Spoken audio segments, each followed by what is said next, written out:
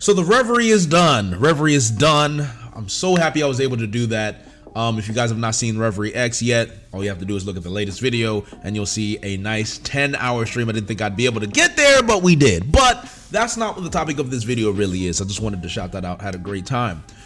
Based on what's happening currently in Wano, there's something that I've been wanting to talk about and I've held off for too long, and now we're talking about it now. Buggy is now a Yonko. And there's a few things that we need to talk about in regards to Buggy becoming a Yonko and the Yonko system as a whole and how that affects the structure of the One Piece world. Now, there's been a lot of arguments about what is the criteria to become a Yonko. A lot of people say there's power, influence, and sometimes power isn't necessary to be a Yonko, and I think Buggy is now going to be the poster child of that argument. However, there is something that I think we're all missing, and I think this is something that we've also learned. I think this is something that Oda has showed us, that there is more than one way to become a Yonko, but there isn't just one definitive way to become a Yonko, and I think that's what we have learned here. Because I don't want people to dismiss power, because what happens with the whole power narrative and the whole notion of power scaling doesn't matter. It's asinine. I disagree with it aggressively, because at the end of the day, it compromises the fabric of the pirate world itself. It compromises the journey of Luffy. Everything Luffy has done has been with his fist. It's been with his power. Luffy has become a Yonko not because of his influence. Just think about it. The only territory that Monkey D. Luffy actually has is Fishman Island. That's the only territory that dons the Straw Hat flag. I haven't heard about Dressrosa, I haven't heard about Alabasta, even Whole Cake Island, all the islands that Luffy has been to. The only island that has donned the Straw Hat is the Fishman Island territory, right? And that's a big territory, of course it is. But I think Luffy, through his defeat of Kaido, through his Whole Cake Island adventures, through his defeat of Doflamingo, his defeat of Crocodile, beating a bunch of Shichibukai, beating a Yonko, beating a Yonko first commander. These are all power scaling feats that Luffy has accomplished and has ultimately put him at the top of the list to being a Yonko. And that's one category. That's one way you can be a Yonko. Blackbeard, I don't think he was truly given the credit of killing Whitebeard. A lot of people would say that because he gave him the final blow, obviously, but everyone in Marineford saw what happened. I think it's that after he beat Whitebeard, then he took the payback war, then he went after Whitebeard's territories. That's when he became, all right, Blackbeard has the influence and we know he's strong, easy Yonko, right? Shanks, we don't know how we got there. I think it's probably because of power. Kaido, power for sure. I'm certain it was Kaido and his power. Big Mom just was a rampage. Big Mom destroyed everybody in her path. To me, Kaido and Big Mom are the power example of becoming a Yonko, and obviously you get more territories with that Yonko name. Buggy is where things get interesting. Now, there is discussions around Buggy finding a certain treasure that could have been the catalyst to him becoming a Yonko, but if you look at how Buggy has been used in the story, the way Oda's been using Buggy in a way to say, hey, listen, you have the prestige of being on the Gold Roger pirate crew. You have the prestige of talking to Shanks directly, 1v1, and insulting the man, and Shanks being like, haha, whatever, Buggy, you're cool. Not to mention the PR. The live stream during Marineford. Buggy's PR is through the roof. So that in itself is influence. The power of influencing the world, influencing all the Impel Down soldiers. Buggy's influence has gotten him Shichibukai, and now it's gotten him Yonkohood. Now, I don't know if the treasures are part of that. I think that's something we still have to unpack. But for the most part, I think Buggy is the example of the other portion of becoming Yonko, the other criteria of becoming a Yonko. So, what does this mean for the story? This means Buggy will no longer have people that will just direct. I feel like once you have a Yonko status, people are no longer just going to directly challenge you. They're going to be like, oh my God, that's the Yonko Buggy. Let me just relax. Let me just calm down a little bit. Because even people, it's like, oh, that's Big Mom's territory. Don't go there. Oh, that's Kaido's territory. Don't go there. People going to be like, yo, that's Straw Hat Luffy's territory. Monkey D. Luffy. We're not going there. Right? Remember what the message was to anyone going in the New World.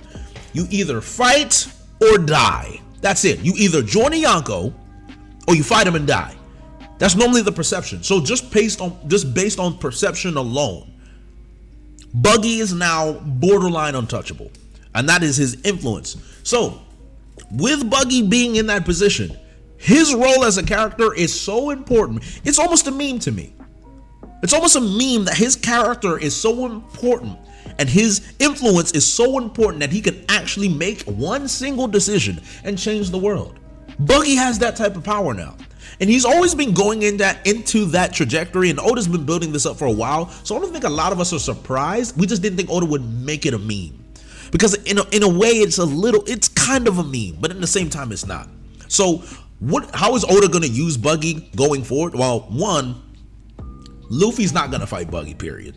So when Luffy meets Buggy, a Yonko alliance is going to happen. Now, this is where we get into the headcanon and the theories. I hope you guys understand that a Yonko alliance is going to happen. Buggy is going to join hands with Luffy. They escaped Impel Down together. They have history together. Who is the next person that Buggy's going to use clout with? Luffy. He's going to use Luffy as his means for power. I'm like, hey man, look at me. I'm with Monkey D. Luffy. Ha ha ha. Luffy, Joy Boy, Sun God Nika. What better influence to use than Luffy, the savior of the world, allegedly? I mean, it's just written in the stars. Buggy is going to Buggy's going to be a Yonko for the rest of the series. He's not going to lose. Oda's going to keep using Buggy in the same way. He's going to use Luffy's influences. I'm not going to be, I honestly won't be surprised if this treasure that Buggy has is an ancient weapon. It'd be hilarious, but I don't think that's going to be the case. Now, here's another alternative. We already know Pluton's in Wano, and we can talk about Pluton a lot later, but this is one application that I can see Oda doing. Imagine that they come across Pluton in Wano because they're already there, they find it. Luffy says, I don't want to use that. You know Luffy. What the hell does Luffy need an ancient weapon for? In his mind, not on logical mind, because Luffy doesn't use logic.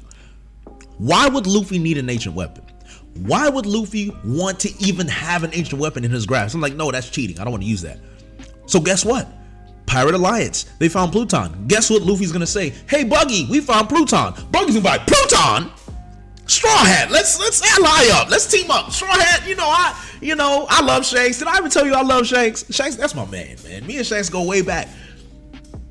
And just off that alone, Buggy is gonna get Pluton just off his relationship with Luffy. And I actually think because of that alliance, I wouldn't be surprised if Buggy accompanies Luffy to Raftel, because remember, Buggy wasn't able to go because he came down with some crazy sickness.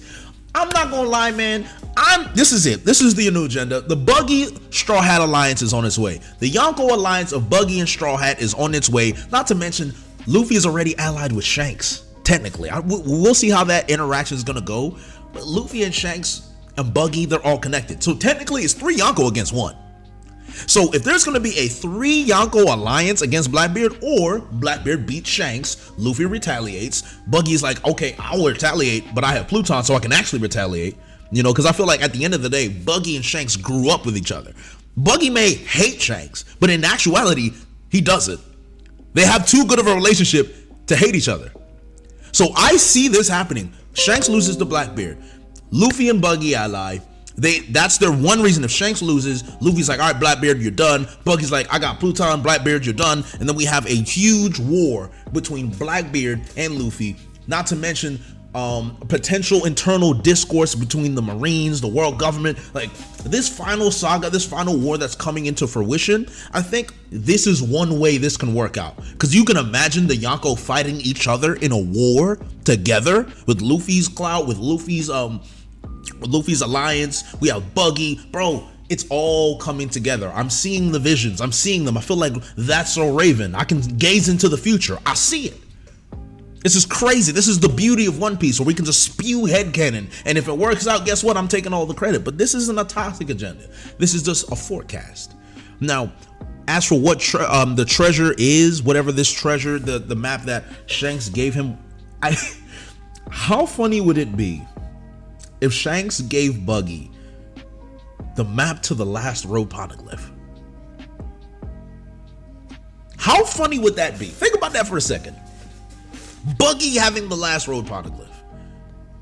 My God, Oda could use Buggy for anything. I think we've underestimated this. Guys, I think we've underestimated what's going on with Buggy being a Yonko. The influence, the clout, the people he can reach out to, the network this man has. Oh my God. Oda is going to use Buggy in a way that I just don't think we're ready to see. I just don't think we're ready, period, for. Oh my God. Okay, I'm sold. I'm sold. The hopium's here. It's here. The hopium, the copium, whatever you want to call it. Buggy is going to change the world by himself. Just based on influence, based on clout, based on memes. It's here. This is One Piece. This is Oda. Let me know what you think in the comment section. What do you think Buggy is going to do in the final saga? Because I just think it's anything. I just think anything's on the table. I'll catch you guys later. Yo everybody, thanks for watching. Make sure to subscribe here to get the latest from the channel, or also check out some other videos that might suit your specific tastes.